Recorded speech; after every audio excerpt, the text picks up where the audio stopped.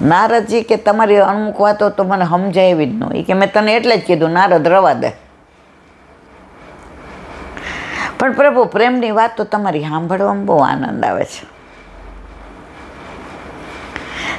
આ વ્રજની કાંઈક બીજી વાતો કરો. એ કે હું વાર્તા કરું છું ઓલા તો તું મને પૂછસ. વ્રજમાં બધાનો અધિકાર નથી નારદ, પણ તું મારો પ્રિય ભક્ત છો, ભગવાન નથી. બાકી અહીંયા બ્રહ્મા નહીં મનાય છે ને શંકર નહીં મનાય છે. એવો માર્ગ શ્રી વલ્લભ વર્ણો રે, જ્યાં પ્રવેશ નહીં વિધિ હરનો. વિધિ એટલે બ્રહ્મા અને હર એટલે શંકર ભગવાન. નારદજી કે હવે આ ચરણારવિંદ છોડ. એ કે હાલવા તો દે, આ ચરણારવિંદમાં સમાઈ જવું. એ કે તે પકડી લીધા એટલે સમાઈ ગયો છે. નારદ તો ક્યારેય મારી પાસેથી દૂર નહીં જાય, કારણ કે તું નારાયણના ભક્તિનો પ્રચાર કરે છે. જે ભક્તિનો પ્રચાર અને પ્રસાર કરતો હોય ને એ ઠાકોરજીના હૈયામાં જેમ સોનાની વીંટીમાં હીરો જડાઈ જાય ને એમ જડાઈ જાય છે. હીરો ગમે એટલો મોંઘો હોય, રિયલ હોય. હું તો કહું છું આમ દુનિયાનો સર્વશ્રેષ્ઠ હીરો હોય, હવે તમે પહેરો નહીં તો એની કોઈ કિંમત ખરી? કબાટમાં પડ્યો રહે, બેંકમાં પડ્યો રહે, રાજાને ખજાનામાં પડ્યો રહે, કિંમત ખરી? પણ એ જ હીરાની કિંમત અબજો રૂપિયા. સોનું તો જે ભાવે હોય એ જ હોય. એ જમાનામાં 100 રૂપિયા હોય. દમડે ઊંટ વેચાય પણ દમડું જ નહોતું. સોનું એટલું સસ્તું હતું, પણ પૈસા જોઈએ ને તો સોનું તો હાવ સસ્તું ને હીરો કેટલો મોંઘો. પણ એ જડાવવા માટે તો સોનું જ જોઈએ. અને એ સોની એને એવી કારીગરીથી ને અંદર જડે કે એ સોનામાં જડાયા પછી જ એની કિંમત. એમ નારદ મારા ભક્તો છે ને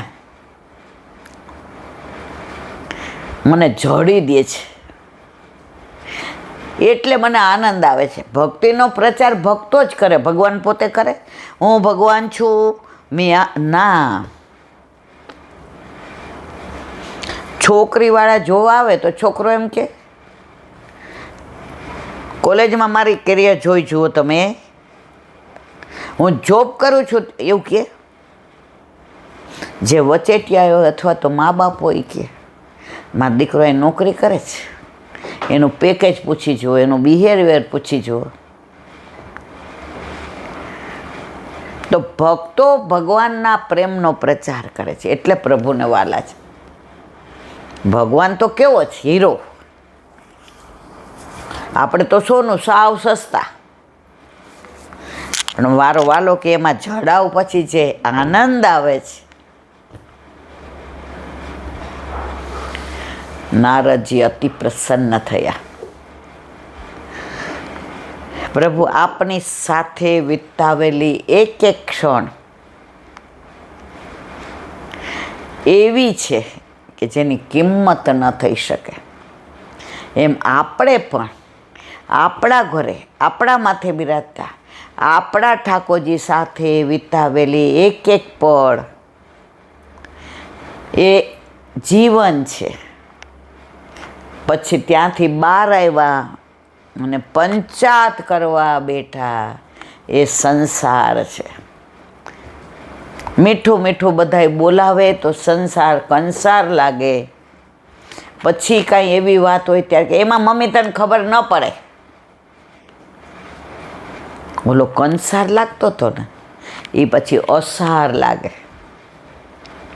નક્કી કરી લે બહાર બેસવું નહીં, વાત કરવી નહીં. પણ પાછું મમ્મી તારા વિના મહેફિલ ન જામે, આવને પાછા દોડતા જઈએ. બુઢી મર ઢાંકણી પાણી લઈને હવે આટલી જિંદગી ગઈ, હવે જે બાકી છે એ તો વ્યર્થ વાણી વિલાસમાં ના ગુમાવીએ.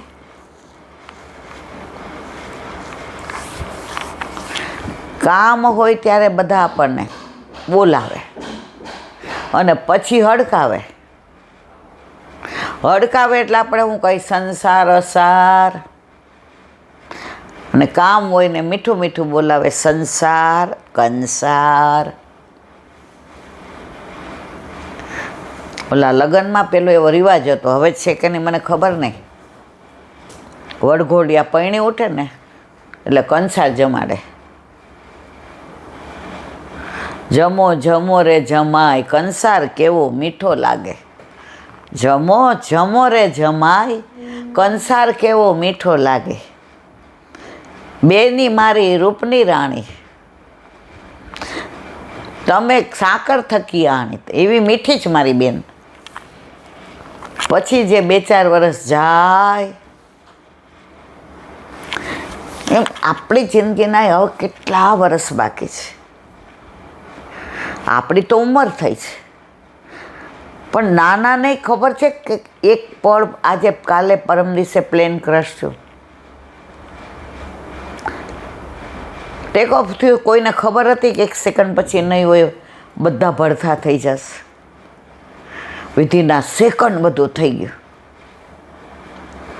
એમાં શું બધાય ઘરડા હતા? ના.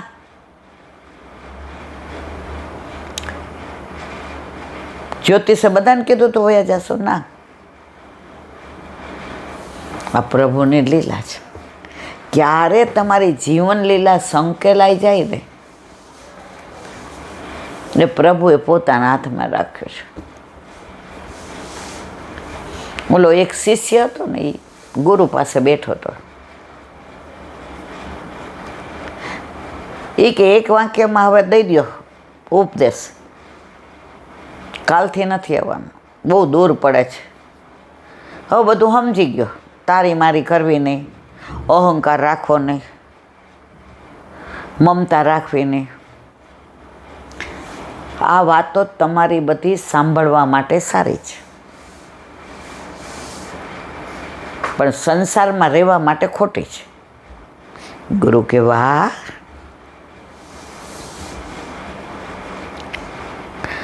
દીકરો વાલો ન હોય? ગુરુ કેવો હોય? ધર્મપત્નીનો વાલી હોય ને? હોય. તો કેવી રીતે બધામાંથી આસક્તિ છૂટે? તમારો ઉપદેશ ગુરુદેવ સાંભળવા માટે સરસ છે, બાકી આચરણમાં મૂકવા માટે હજી અમારે વાર છે.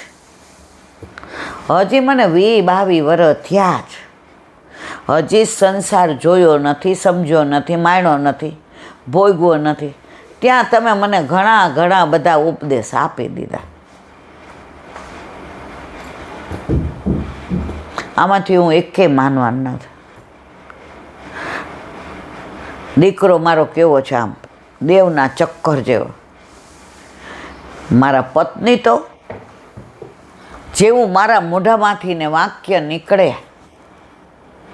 આમ ધૂળવાળું ન થવા દે, તરત મારી આજ્ઞાનું પાલન કરો. એમ કાંઈ આસક્તિ છૂટે, આમાં છોડવી નથી.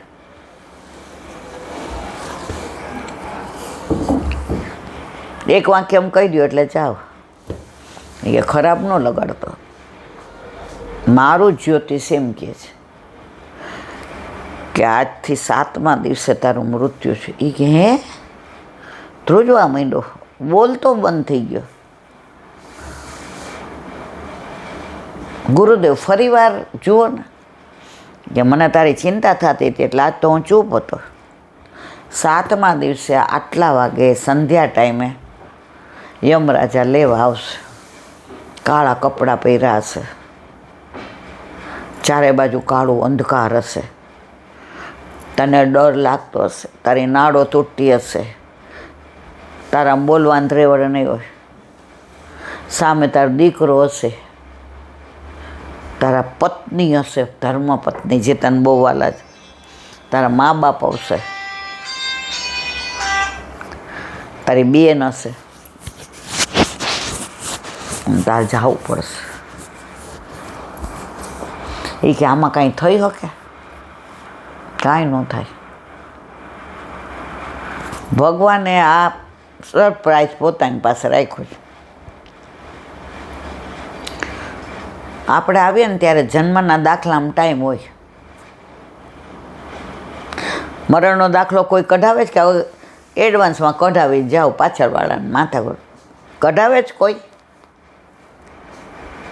ખબર જ કોઈને? આ પ્લેનવાળાને બિચારાને ખબર હતી કે આમાંથી એકેય નહીં બચે. એ તો ઠીક, ઓલા બિચારા જમતા હતા હોસ્ટેલમાં, જેને કાંઈ પ્લેન હારે મતલબ જ નહોતું. પડ્યું એવી જગ્યા કે એ બધા ગયા. કુદરતે આ બધું પોતાના હાથમાં રાખ્યું છે. પછી એ કે હવે જા, એ કે હવે રોજ આવીશ. ના ના, ટાઈમ ન કાઢતો, બહુ દૂર પડે આવવું ને જાવું ને. એ કે ના, હવે મારે જાવું જ નથી, મને હાથ દી ભગવાનની જ વાતો કરો ને. એ કે ના, હમણાં તારા ધર્મપત્ની આવશે ને તારા દીકરો આવશે, તારા મા બાપ આવશે ને તારી બેન આવશે ને તારા ભાઈ આવશે ને. એ કે આવે તો હવે મારે શું કામનું? એ તો બધાય ગુરુદેવ અહીંયા રહેવાના ને કોઈ ભેગું આવશે, ભેગું તો ભગવત નામ આવશે, મારે હવે નથી. એ કે ના, ગુરુની આજ્ઞા છે કે 7 દિવસમાં તું સંસારમાં રહીને શ્યામને ભજ. એ કે ત્યાં જાય તો મારી આસક્તિ વધશે. એ કે તોય ટાઈમે જીવ તો તારો જવાનો છે. તારી આસક્તિ વધે તોય કાંઈ તું રોકાવાનો જ? એ બધાને ભેગો લઈ જવાનો છે? એ કે કોઈ લઈ ગયું છે તું લઈ જાવ. એ કે એમ કોઈ નથી લઈ ગયું? એ કે લે, નથી જ લઈ ગયું ને ગુરુદેવ, તું લઈ જાજે. એ કે તમારી પાસે કઈ એવો રસ્તો છે? એ કે મારે આશ્રમ અહીંયા જ મૂકીને જવાનો છે, તારા પછી અઠવાડિયું હું જવાનો છું. તો તમારી પાસે એવી વિદ્યા નથી અઠવાડિયું તમારે બદલે મને રાખો અહીંયા? મોહ. ગુરુદેવ કે ના, એમાં ફેર ન પડે, તું જઈશ પછી અઠવાડિયા પછી. પણ ગુરુદેવ તમારી તો ઉંમર છે, તમે સંસાર છોડ્યો છે, તમારે આગળ ઉલાળ નથી, પાછળ ઢલાળ નથી, નથી બૈરી, નથી છોકરા, નથી પૈસો, નથી. તમે જાવ કર્યો, હું અમને ફેર પડે? મારો બેટો જોતો કરો. તો કે તું જાય તો શું ફેર પડશે? કે આ બધા અનાથ નહીં થઈ જાય એટલે બધા મરી જશે તારી પાછળ એમ? એ કે મર્યા પાછળ કોઈ મર્યું છે તો શેનો ફેર પડે? એ ખાશે નહીં, બધા ભૂખા રહેશે એમ? એ કે ખાધા વિના હાલે ગુરુદેવ, તો જીવશે નહીં, બધા આપઘાત. એવું ના કરે, કોઈ પાછળ કોઈ મર્યું છે તોય તને, એટલે કે નથી જવું હાથ દી મારે. મને એ લોકોમાં એટેચમેન્ટ થઈ જાય, આસક્તિ. ગુરુદેવ કે આમાં એવું લખ્યું છે કે તારે જવું જ પડે અને તારે કોઈને કહેવાનું નહીં. ગુરુદેવ કાંઈક રસ્તો કરો ને, કે આનો કાંઈ રસ્તો નથી. એ કે શું કરું સાદી? સતત શ્રી કૃષ્ણ શરણામમાં નીકળો. ગુરુદેવને પગે લાગ્યો. કાંઈ રસ્તો યાદ આવે ને તમારી તપસ્યામાં કાંઈ દેખાય ને મને કેવડાવજો, હું આવી જઈશ. એક થોડાક દી વધુ મળે ને મારા દીકરા નાનો રમાડી લઉં.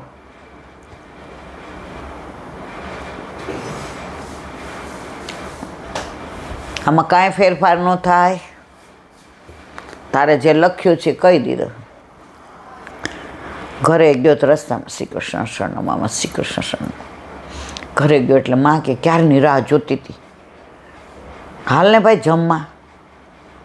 શ્રી કૃષ્ણ શરણમાં શું? એ કે હાલ શ્રી કૃષ્ણ શરણમાં. પત્ની કે હા ગરમ રોટલી રાખી તમારા માટે, બેસી જાવ ને. અરે આવી બૈરીને મૂકીને જવાનું, આવી માને શ્રી કૃષ્ણ શરણમાં, શ્રી કૃષ્ણ શરણમાં, શ્રી કૃષ્ણ શરણમાં. ત્યાં ભાખોડિયા ભરતો છોકરો આવ્યો. બા બાપા ખોડામાં હાથમાં દિવસે આ બધું છોડીને જવાનું. વાલ કરે ને કે આસક્તિ નહીં, શ્રી કૃષ્ણ શરણમમાં, શ્રી કૃષ્ણ શરણમમાં. બધાય જમવા બેઠા. રોજ તો ગરમ ગરમ 7-8 રોટલી ખાય યુવાન, એટલે એક રોટલી ખાઈને હાથ ધોયા, ચડું કરી લીધો. સૌરાષ્ટ્રમાં ચડું કરવું એટલે હાથ ધોયા. કેમાં તબિયત બરાબર? હા. શું થયું ભાઈ? ના વાઈફ કે વૈદ પાસે જઈ આવો. એ કે ના, જઈને પોતાના રૂમમાં. બધાય કે આજે એને ઠીક નથી લાગતું. શ્રી કૃષ્ણ શરણમાં, શ્રી કૃષ્ણ શરણમાં. પત્નીને દીકરો આવ્યા. શું થયું છે? પગ દાબી દો, માથું દાબી દો, મનમાં કે ગળું દાબી દે.